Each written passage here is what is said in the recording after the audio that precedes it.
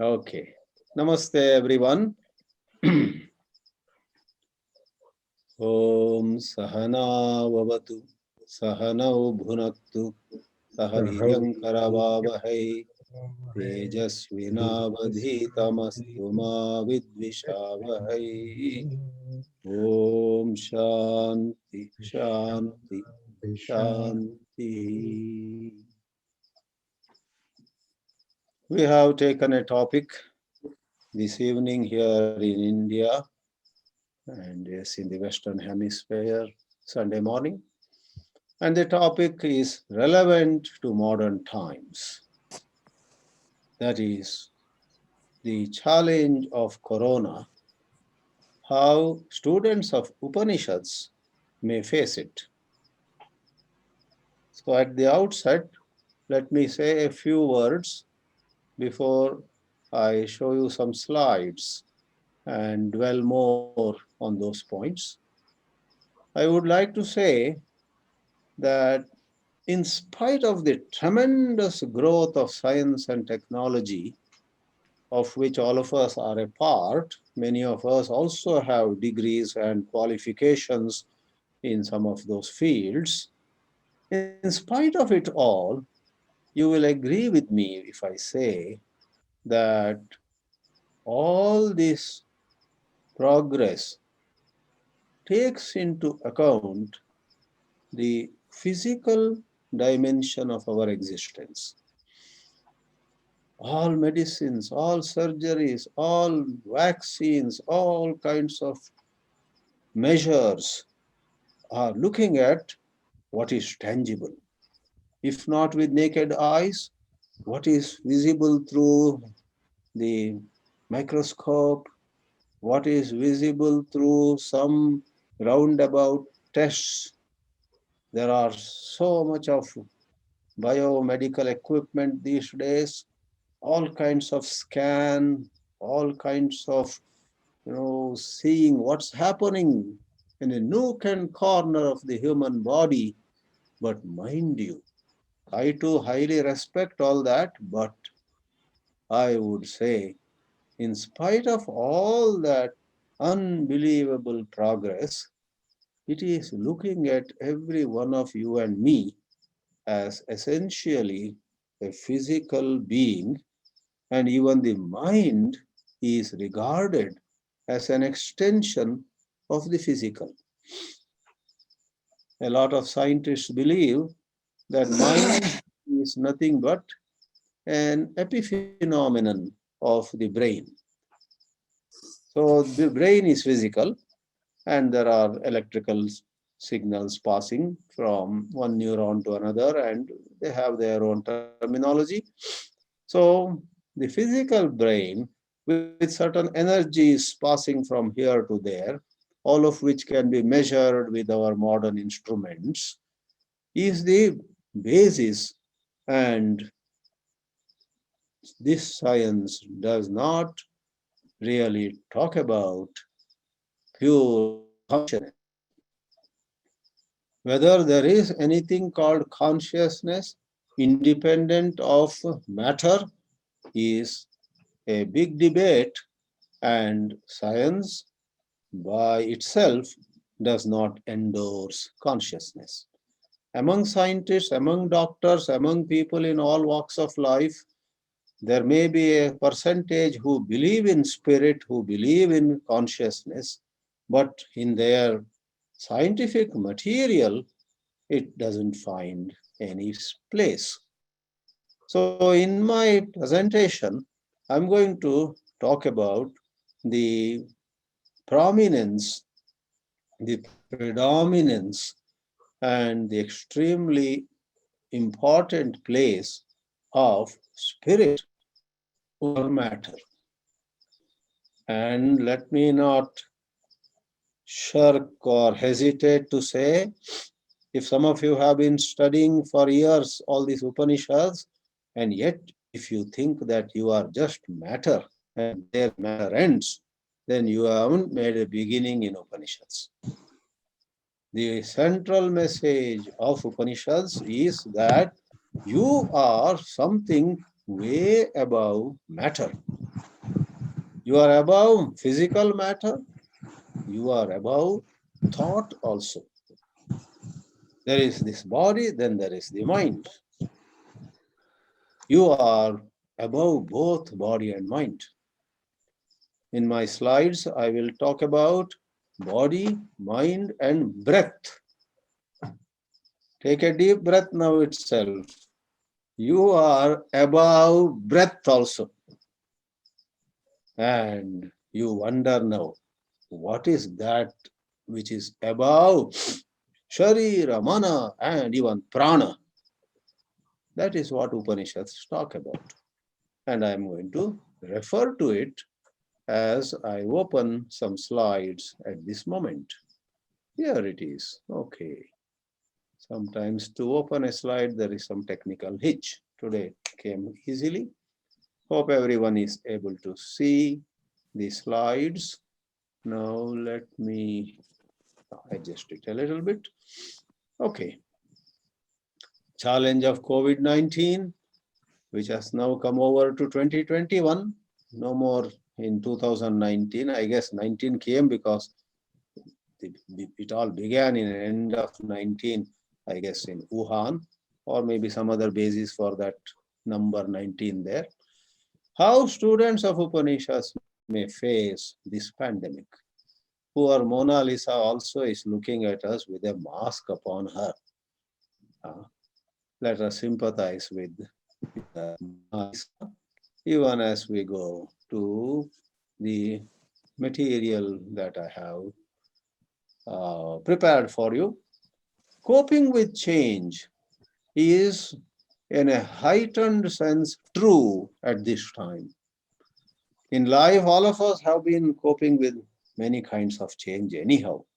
But here comes COVID 19, the virus corona goes all over the world, and we are at our wits' end.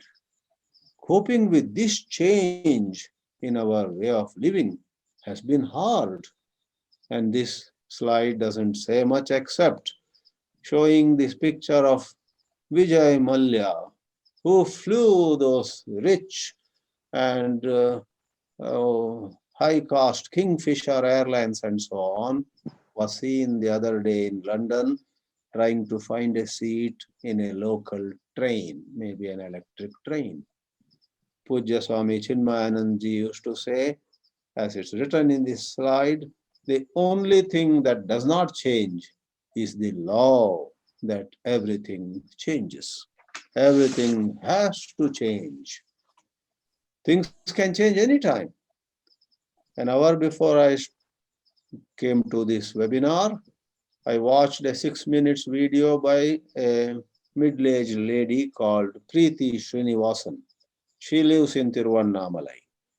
And she was a vibrant, I think, cricketer or something, very dynamic, very bright. But then, by accident or by some reason, she became handicapped. She is now bound to a wheelchair. And in that 6 minutes video, she speaks so positively. She says, anytime change can take place. This whole world values wealth. What kind of house you have, what kind of car you have, how you look, what kind of jewelry you have upon you, and what qualifications from which college, which university you got, and 100 things. And all of them are supposed to be, as Preeti calls them, tangible. The world is looking at you and me in terms of tangible factors. But she says, behind all these tangible factors, there is the intangible spirit of human existence. And going with this slide, which I am presently showing, Preeti Srinivasan, who has launched a non-government organization in Tiruvannamalai, she is going to serve humanity in a big way. And some philanthropists have already funded her project. She is a very talented lady, Preeti Srinivasan, and she says that even as all these changes take place, it's possible to be happy. Your happiness doesn't have to depend at all. This is what is said in Upanishads. This is what is said in spirituality. But generally, even a good number of people who are supposed to be much into spirituality are all the time ensuring that their bank balance is okay. That means the concern that a human being has for money or power or how I look, how I appear, how people perceive me, not how I am, but how people perceive me. Do people in the town think I am gone nowadays? I am weak nowadays. I am a loser nowadays. What are they talking about me? In this way, if there is an anxiety, there is a concern, then alas, Upanishads haven't gone deep into us. Nobody is saying you should not have money. Nobody is saying you should not look good. Nobody is saying you should not be popular. But deep in your heart, find out how much dependent you are on those things. So, change can take place. And suppose there is a terrible accident, then of what use are your degrees? Of what use is your bank balance? Of what use? Who was that? In fact, a few days back, this news came. Somebody in Gujarat was, almost on his last legs. They said he would die out of corona, but somehow he survived. He survived. He recovered his energy. And you know what he did after coming back to his house?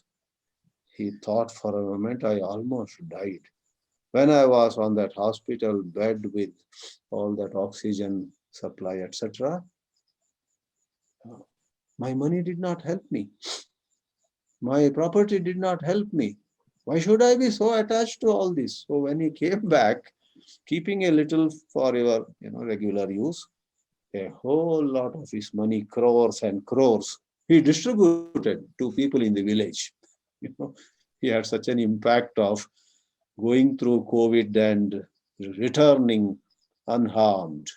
So changes take place. As it's already clear to you, I suppose, this webinar is not about what medicine you must take, which doctors you should go to, and where you may be, and you may be sure of getting hospital beds or oxygen, etc. It's not about that. I am not at all qualified to speak on any of those. It's about spirituality begins with physical, okay? It goes way above. It's about physical strength. It's about emotional preparedness. It's about healthy thoughts. It's about doing our part. Even as things may be going haywire, there is much that we can do to identify that and do it for heaven's sake, is what this webinar is about. So you have, on a deeper level of our existence, you know, this factor called fear. I came across this facts and figures the other day. I believe a deer runs at 90 kilometers per hour, while a tiger does only at 50 or 60 kilometers per hour. Yet a deer falls a prey to the tiger. Why? Every now and then, out of fear, the deer stops, looks back. Has the tiger gone away or is he still behind me? In the process, it becomes a victim. Though our resistance to disease, like the speed of the deer, is much higher than the power of corona, the fear factor makes us yield to corona. Therefore, spirituality, the message of Upanishads, addresses a certain inner realm of our existence. We must take care, as medical professionals advise us, go for SMS, as somebody abbreviated it. S for sanitizing, M for mask, and Another S for social distance, SMS, and many other tips. Do follow them. That is good. Take the vaccine. Good. But that is not enough. More than that, we need to do an overhaul of our inner being. We need to overcome fear. And Vedantins, and who else is the best representative of Vedanta than Swami Vivekananda? He said the whole secret of existence is to have no fear. One of you may say, but all of us are existing. Vivekananda would say, existing in fear is no existence worth mentioning. If you can live without fear, then you fully exist. And he quotes from some Vedic portion the word abhi. Bhihi means fear. Abhihi is fearless. I believe, as the next slide will show, the Rigveda has a mantra where the word abhihi has appeared. At another place, Vivekananda says, you find this word abhihi, fearless, everywhere in our scriptures. I had a bit of a difficulty with that, but then I reconciled with it in the sense the word abhaya, not abhihi, but a synonym.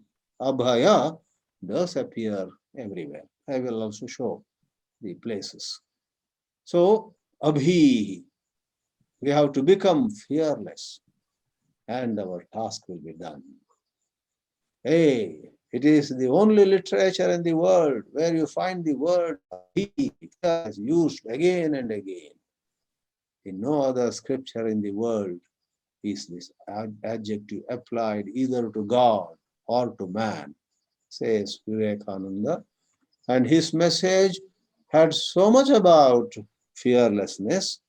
I spent an hour this afternoon going through number of his quotations, and somebody had also compiled and made an article, Vivekavani website.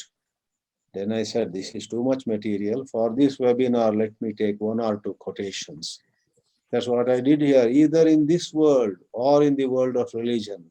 It's true that fear is the sure cause of degradation and sin. We degrade ourselves and we commit sin because of fear only. You may say, no, sometimes it is not fear, but it is some temptation. You know what? You fall for a temptation also because prior to that, out of some fear about some matter, you would have felt low, de-energized, or unhappy. Then to make up for that unhappiness or loneliness or meaninglessness, you go for some pleasure, a drink or anything. That pleasure makes you forget all the trauma. But in the first place, why did you go through that trauma? Even educated, well-placed people feel so stressed and low and disheartened and frustrated, etc. You know why? They have not overcome fear. The fear that tomorrow my boss will again make fun of me makes a man or a woman feel low. Then he or she may go for a drink. Therefore, any kind of sin, if you go a few steps backwards, is rooted in fear. So Vivekananda is 100% correct. Fear is the sure cause of degradation and sin. It's fear that brings misery, fear that brings death, fear that breeds evil. And what causes fear? That is where Vedanta comes in. Ignorance of our own nature. Therefore, the litmus test of self-knowledge is, are you afraid? If you are afraid, you are way away, far away from self-knowledge. If you are not afraid, and you do what needs to be done, but inwardly you are not afraid, then whether you have heard 20 Upanishads or not even one fully, you are closer to self-knowledge. The word abhi first appeared in Rig Veda. It says, Book 1 and Hymn 164. Then later we see its frequent usage in other Vedas, Upanishads and Bhagavad Gita. So where in Upanishads, as I said, the word may not be abhi, but slightly different. In Ishavasya Upanishad, Jastu Sarvani Bhutani Atmanyevanu There it is said, Sarva Bhuteshu Chatmanam Tato na Vijugupsate. Na Vijugupsate is tantamount to saying she or he is not afraid. The very next mantra 7 also says, Yasmin sarvani bhutani atmaiva bhut vijanataha tatra ko mohaha kvashokaha ekatva manupashyataha. You don't simply mutter or you don't just recite mantras, which is less important. You have glimpsed how there is no separation between others and you.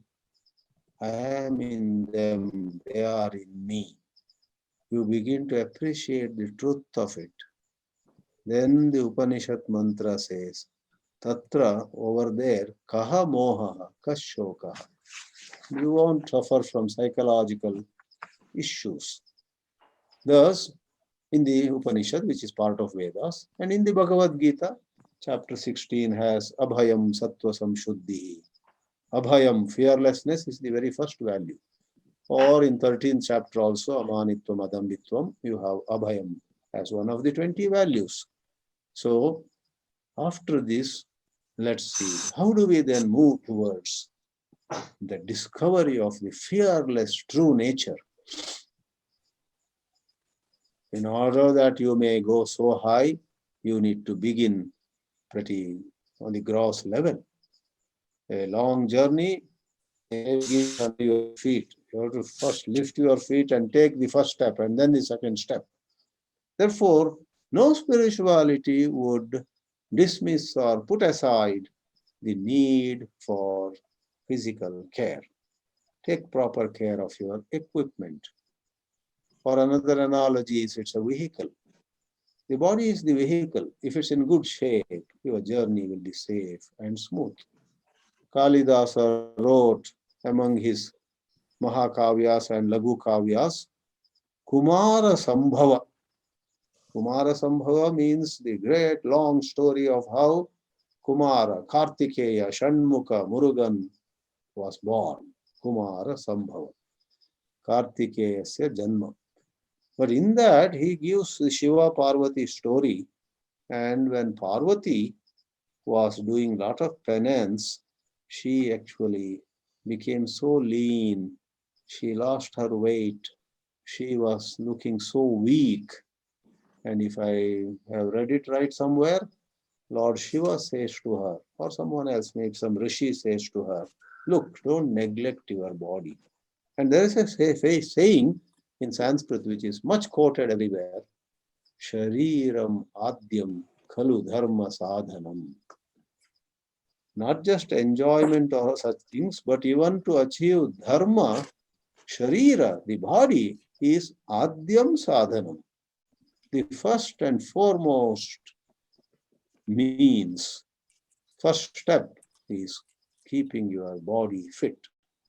So no matter how old we are or by birth what kind of body we got, whatever you got, it has to be kept in as good a shape as possible. Much of this is common sense, though unfortunately common sense is not so commonly found. It is said 3 important things ensure that the body is in good shape: diet, exercise, and rest. This young lady here says diet and workout make 100%, but we add, cut some 10% in each, 60% diet and 20% workout. That leaves another 20% for rest. Those who don't take proper rest, Those who live in an haphazard manner sometimes don't sleep at all for several nights and then sleep for days and nights together, etc. They jeopardize their health unless every law has an exception. But you should not presume that you have an exceptional body which doesn't come under the laws, right? So Vivekananda may be quoted once more: strength, strength, and strength is the message of Upanishads, and that begins with physical strength. So diet, simple things like lemon, is said to provide a lot of inner immunity. Dr. Khadar, who is very famous in Bangalore and now internationally getting known, says in order to develop very good immunity against corona, go for BCD. I watched a video just the other day. What is this BCD? Dr. Khadar says B is vitamin B, C is vitamin C, and D is vitamin D. And the best part is you may get vitamin B through number of millets and millet-based food. Vitamin C is from lemon and some other natural things, not at all expensive. And vitamin D is in the morning, a little after sunrise, if you are in the sun for an hour. Whether you do Surya Namaskar or not, if you can, that's even better. But he emphasizes BCD. So I'll not go much into it. You have access to a lot of wonderful material on what should be optimum exercises, what should be good diet for us, and what it is about taking proper rest. About rest, it may be said that those who work too much, workaholics, those who don't give enough rest to themselves are, it's like tight, making the strings of a veena too tight. It may just snap and break. And there are some who rest too much. If you rest too much, at the slightest hint that the body gives, I think I want a break now, go and sleep. If they do that, that is, strings are too loose, then there is no music. A veena has to give music. Here I quote a mantra from Kathopanishad, not necessarily connected with this rest, but about how we begin with body and mind, the tangible, the known, and maybe we add breath, prana, but finally, the secret of our strength, the secret of our invincibility, the secret of some kind of exceptional life is not in these three: body, mind, and breath. The mantra goes, second chapter, second valli, mantra 5, Itarena tu jivanti, yasmin etau upashritau. Na pranena na apanena, martyo jivati kaschana. Itarena tu jivanti, yasmin etau upashritau. Prana, apana are tangible. Somebody is doing some breath exercise. Anyone can say, oh yeah, he is doing some pranayama. Breathing in, breathing out. So prana, apana, vyana, udana, these are all visible, if not directly, through some outer expressions. But Upanishad says, beyond the tangible, like Preeti Srinivasan also says in that video, beyond the tangible, you have something, you are something, and you got to realize that. She, of course, gives some simpler practical suggestions. She says, have a larger purpose in life, and some attitudinal tips she gives. Here we are talking about spiritual insights. So, diet, exercise. Now we come to mind. Quickly to go through this.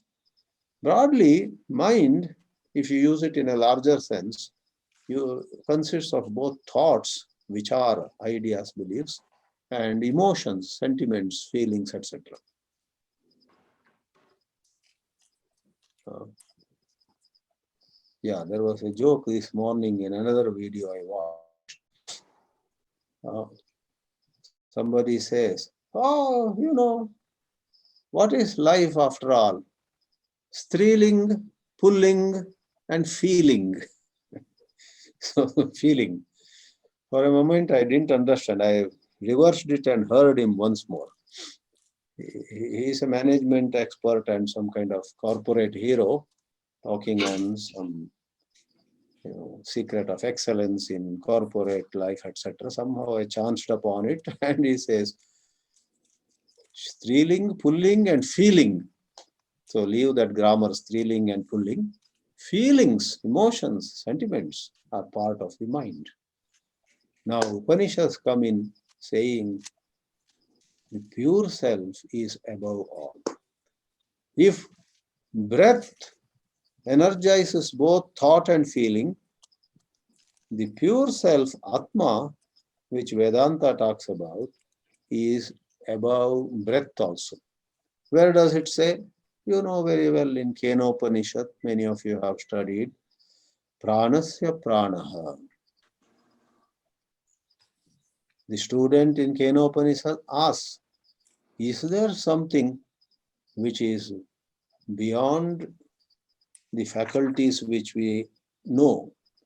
I see with eyes, I think with mind, I hear with ears, and so on. And the Guru, in the very first mantra of his answer, otherwise the second mantra of the Upanishad, doesn't he say, Shrotrasya Shrotram Manaso Manoyat Vachoha Vacham Sau Pranasya Pranaha.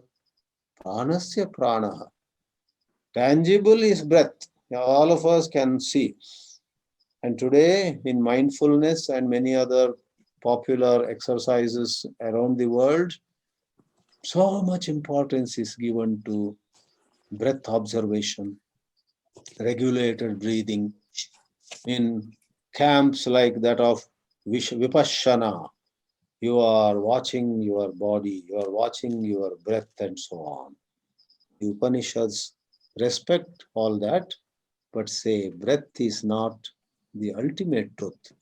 There is some truth which fuels, which energizes breath also. That is the Atma. I'll quickly go through this slide. I found this which came to me from somewhere a bit interesting. In managing thoughts and emotions, I'll not elaborate these.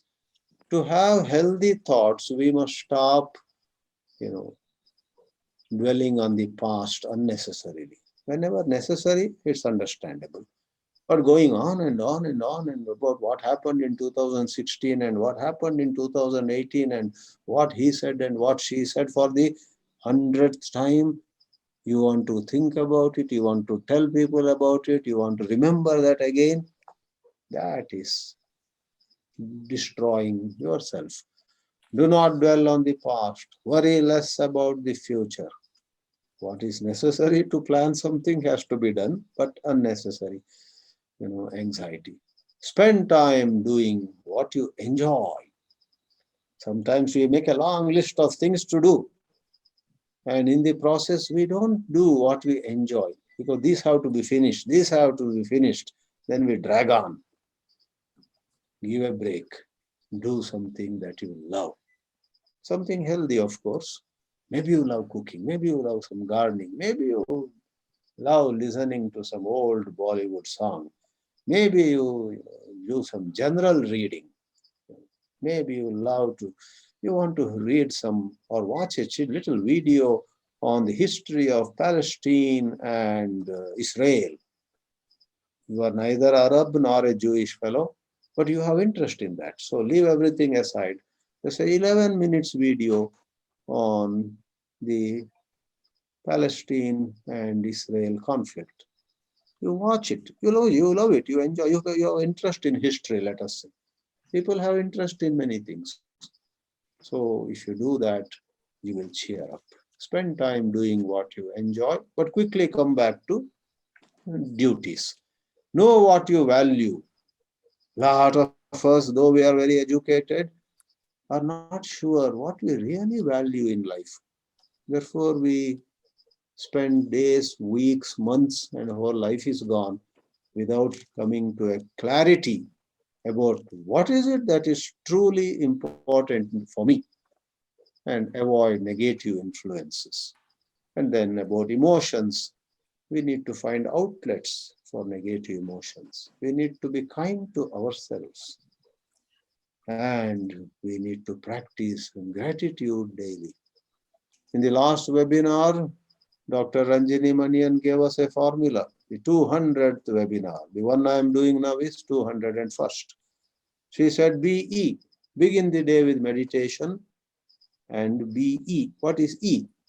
End the day with gratitude, she said. That was a takeaway for me. I think this is wonderful. Rather than, generally we say before sleeping, think of God, go on saying Om Namah Shivaya or something. Well, that is good, but this was also very wonderful. Before hitting the bed, think of one person. Need not be, and perhaps should not be the same person. Think of somebody who helped you, to whom you are grateful. Practice gratitude. That is emotional, you know, is working on our emotions. These 8 points have been made into the 8 tentacles of the optimistic octopus. It's a good one. This is a good guy whose 8 tentacles are the 8 principles of thought management and emotion management. More or less last part of my webinar, I have a few things to say about pranayama. In an earlier slide, I said there is thought, there is feeling, and both thought and feeling are actually energized by breathing. During these COVID times, the value of lungs was right operation of lungs and enough oxygen reaching the lungs and enough oxygen reaching, I guess, other parts of the body have become exceedingly important. Supply of oxygen has become the buzzword every day. And doing certain regulated breathing exercises, our thoughts become clear, emotions get purer, various systems work better, our immunity is bound to get better. And research has shown that pranayama supplies a little more oxygen, maybe 1% more than otherwise, to hidden parts of the body. As this slide says, research in laboratories in the West have shown certain forms of pranayama, shown that certain forms of pranayama supply a little more oxygen to glands like pituitary and so on. But that a little more of oxygen can prevent big things like Parkinson's disease as people get older. All of us are getting older. So down the road, after a few years, do you want the whole body to shake, hands to be trembling? The Parkinson's disease, which is not good. If you want to prevent it, start now. I would say before even you get down to asana or some running, bending, etc., do 10 minutes of couple of selected pranayama, like this Brahmari. And it is said that there's a lot of logic in this Brahmari pranayama. You take a deep breath and closing the ears, you breathe out, making a sound. It need not be Om. If you want, make it Om, but essentially like a bee. And a scientist was explaining it in a certain video that was on YouTube, that as you take deep breath and after a little while breathe out, that air is a little warmer than the one that went in, and a little warmer air coming out, and as you make this sound and so on, you generate certain vibrations. And that scientist mentions particular parts of the anatomy. I don't remember those, but certain vibrations and slightly warmer air passing through various parts can make a big difference. It can cause healthy changes. Maybe some secretions get better, maybe certain blocking factors get shaken off, and those details are available. You have NIMHANS in Bangalore, and there is, I think, in a lot of places, not just in NIMHANS, all over the country, the Modi government introduced what is called integrative medicine. Apart from, in addition to Western medicine, various premier medical colleges have opened a department as per the guidance of central government, where they are also examining how Western medicine can go hand in hand with yoga, with Unani, with Ayurveda, with a number of local systems, research, and a lot of funds are made available. So, as an example, in NIMHANS in Bangalore, National Institute of Mental Health and Neurosciences, you have a separate wing, integrative medicine. And a professor of psychology, presently Dr. Shivaram Varamballi, professor, he has been made to handle that department, reduce his classes on regular psychiatry, etc. Likewise, in Indian Institute of Science, we have Professor A.G. Ramakrishnan, who also with a biotechnology, biomedical engineering PhD from IIT Madras years ago. So now he is very senior professor at IISc. He also has been doing a number of little pieces of research. He has delivered many lectures. So pranayama is not a matter of faith or some goody-goody thing that older people used to do. It has been proved. And as you know, again in Bangalore, you have S. Vyasa, Swami Vivekananda Yoga Anusandhana Sanstana. S. Vyasa is a deemed university. And they have been doing a lot of work showing how asana and pranayama can alter very many components, very many parameters in our system.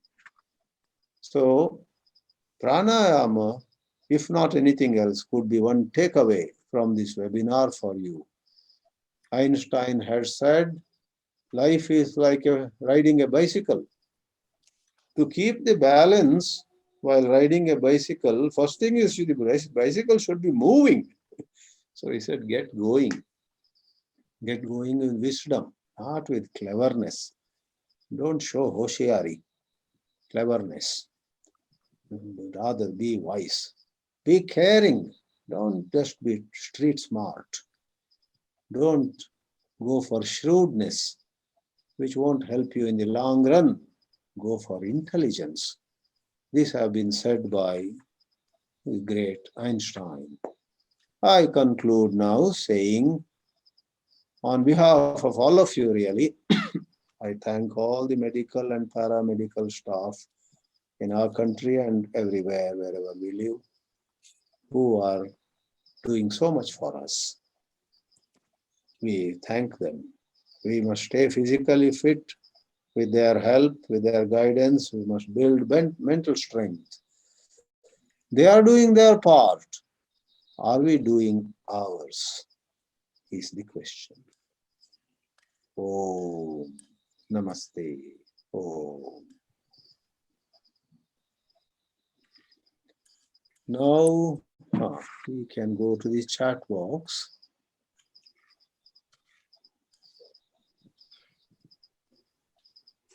Please feel free to make comments, ask questions, make suggestions, speak up or write in the chat box. Please feel free to, some of you may be knowing some related stuff, you may share that also briefly. Hari Om Swamiji, Subramanian. Hari Om Subramanian. Yeah. And you in the past gave us a formula 20-20-20, you know. Maybe we should add another 20 with the pranayama, maybe refine your Well, formula. in fact, no, the 20 has, there is, and the 20-20-20 formula, it is exercise, meditation, and study. So in the Oh. exercise, pranayama is to be included. Oh, okay, okay. But if you say, no, we need more time, then Ah. nobody prevents you from making it 40-40-40. Yeah, that's correct. 40-40-40 So that's sounds good. do exercise for a whole hour. Who is preventing Yeah. you? And in I fact, always remember that formula Swamiji you gave, so that was a good one. right. Yes, Krishnan wanted to say something. No, Swamiji, You nice hearing Okay, you. nice. No Nice seeing fear both and of you strength. there. No fear, strength. Both. Thank you.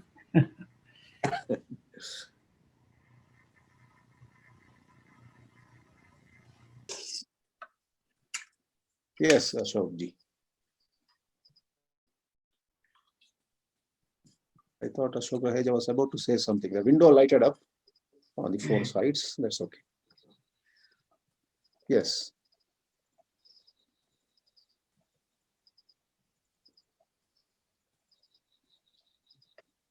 Do not hesitate. I hope you don't have fear about asking questions. Swamiji, I have one more question, Swamiji. One more Yeah, question. please do. Yeah. Please do ask. What is the difference between Brahmari and Om chanting? You know, both produce the vibration and everything. Om Shanti? Om chanting. Chanting. Om chanting. See, you could chant Om without closing your ears too. In Brahmari, there is a physical component. You close the ears, you close the ears. That Baba Ramdev shows these three fingers should come on the forehead.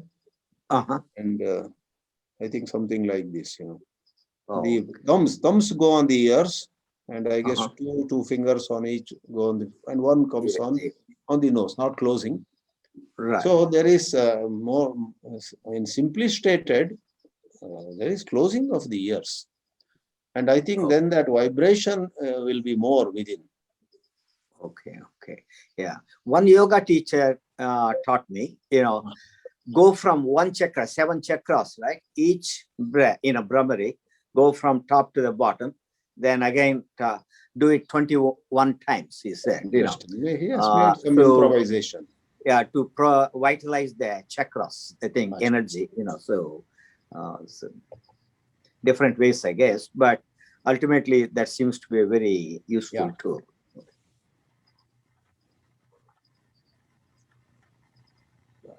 Swamiji, I just have a comment. Yes. When you were talking about fear and truth, it just reminded me of Gandhiji's statement. Even if the whole world goes against me, if I'm the only one on this side, I will not swerve away from truth. That's the quote from Gandhiji, who talks about truth and fearlessness. So when you were talking about those, that reminded me. Well said.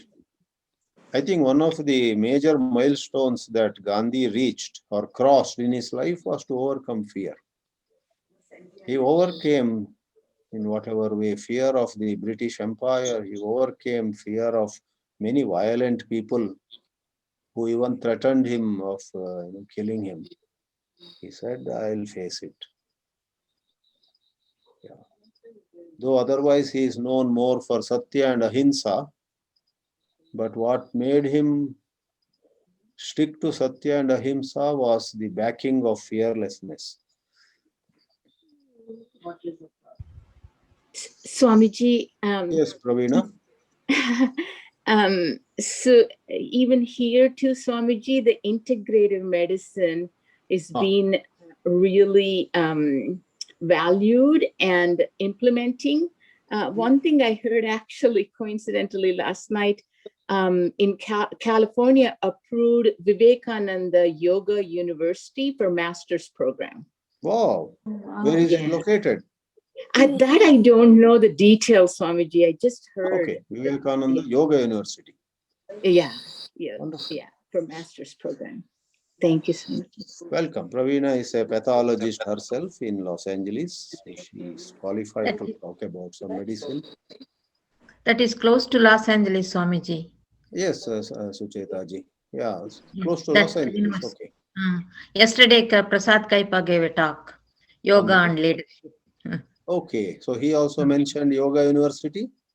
Yeah, no, the people from Yoga University invited him to talk. Oh, that was the banner or the platform on which he spoke. Okay. He spoke Yoga and Leadership. Wonderful. Okay, great. Yeah, Prasad has been doing such work. So it's near Los Angeles somewhere. Excellent. Swamiji, I have a question. I have raised my hand. Yeah, please. It's your turn now. Hari Om, Swamiji. Hari Om. Swamiji, are we fearful because we lack faith?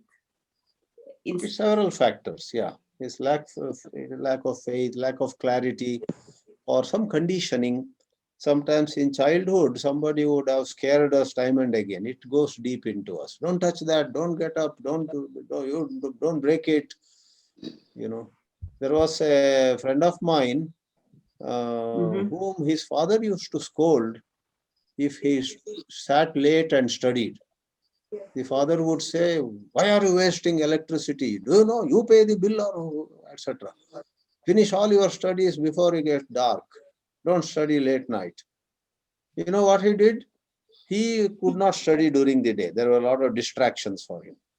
So he would go to an upstairs room, close all the doors and windows, and even the lamp he would cover with a black sheet of paper. So father and mother who would sleep at the downstairs bedroom would not know that he is studying up to 1 a.m. Maybe that served his purpose for facing exams. But you know, that kind of behavior where there is no transparency leaves behind residue of fear. On a deeper level, in fact, J. Krishnamurti says cultivated value is no value. It's connected here. If people out of fear show themselves to be virtuous, show themselves to be pious, if people show themselves to be abiding by law, but actually inside they are either secretly doing things or they don't care really for that rule, then outwardly they are considered law-abiding citizens. So they have cultivated abidance by law. But Krishnamurti says such cultivation is no value at all because intrinsically, deep inside them, there is a hodgepodge, there is a cover-up. So there is suppression. It's not control. So, and then in adult life, suddenly somebody who was always known for pious behavior can be discovered to be doing something terribly wrong, could be violent. Then we wonder, oh, we never knew that side of her, that side of him. That is because that fear was generated. So he or she avoided certain things out of fear, not out of understanding. Therefore, in raising children also, it is said that please, for heaven's sake, don't make them do things out of fear. Let them have understanding. Understanding. Which is not very easy, but that's why parenting is very difficult. If you don't take the stick, what is that? Saying like spoil the child, spare the rod and spoil the child or something. So it's a tricky subject. Okay, thank you, Swamiji. And we were talking about year 2020 in a Saturday class just yesterday. I see. So it's well practiced. I talked about it in the 90s when I met many of you. But the good news is, if you add 20, it becomes 60. Some people have started practicing it after crossing 60. That is the good news. Hello. Thank you, Swamiji. Welcome. There was a hand raised by Ranjini. Volume kam hai. Hello. Hari Om Swamiji. This is Yes. Amit and Ranjini. So, Right. I had a question on pranayama. There's a lot of detail on this, but I wasn't very familiar with the Brahmari Pranayama. Any particular resource you might suggest to go study this further? Yeah, Brahmari, in a very short 10 minutes video, Baba Ramdev shows. I saw it and I found it extremely clear. In fact, he demystified it. For long, I never touched Brahmari. I thought it is a bit complicated thing, nothing complicated. Just to see Baba Ramdev's video on Brahmari. It's pretty simple. Thank you, Swamiji. Hari Om. Hari Om, who is speaking? Huh. Srinivas Rao speaking from Mysore. Oh, yes. Okay, Galaxy. There is a small input to the participants whosoever is interested. There is Yeah. Devaki Madhav in Mysore is teaching pranayama free of cost, and she teaches Brahmari as well as other pranayama techniques. Yes, yes. That's Devaki Madhav. Maybe on internet you can get some details and then contact her. Mysore has emerged as a sort of a yoga capital in a way. A lot of foreigners come there, take rooms for 3-4 months, study yoga, etc. So Mr. Srinivas Rao he lives in Mysore only, as rightly said. Devaki Madhav, please note, Yeah. those of you. She is a psychologist I see. and she has produced papers in the Western University, maybe California Institute, and then she got her.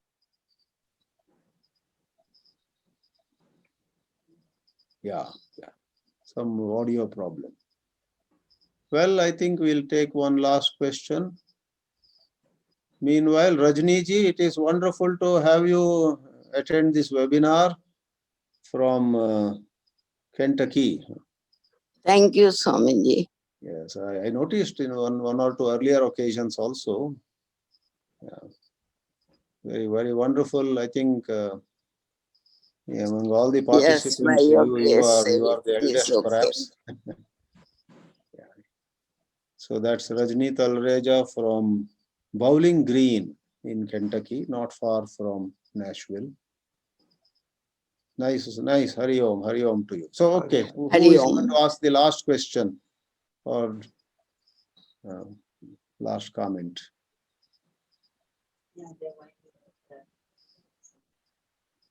That's fine. So we will meet again another time. Did Kumar say something? Yeah, unless somebody was going in front of me, I don't know. Slightly increase your, or maybe I should increase the volume mine here. Okay, please speak. Swamiji, for pranayama, maybe the preparation, what is the best? Is there a time to do it best time? Or should one be not eating too much before? Is there any conditions we have to follow to get the maximum? I guess what you said second, that is true. One cannot be, on a heavy, after a heavy meal, I don't think you can do pranayama or yoga. But I'm not a subject expert in it. Maybe you should consult. Even where you live, there will be somebody who can give you very reliable guidance on this. Timing also. Yeah. Right. I'm a generalist who gives so many ideas and disappear. And you want to do homework on that. Namaskar, Swamiji. Yes. Thank you so much. Oh, yes, Asha ji, yeah. Thank you so much. Welcome. That's all. Yeah. All right. This session, Vibhaji wanted to do, streaming onto YouTube. I think it didn't work. Did it work finally? Yes, after 10 minutes it worked. And Oh, it worked. So some people might have been watching on YouTube. yeah, but after 10 minutes. That's right. Oh, meanwhile, in chat box, Sharada Kumari has supplied the address of the Vivekananda Yoga University in California. It's on the Pioneer Boulevard, Los Angeles. Thank you, Sharada. Wonderful. I hope next time it will be successful.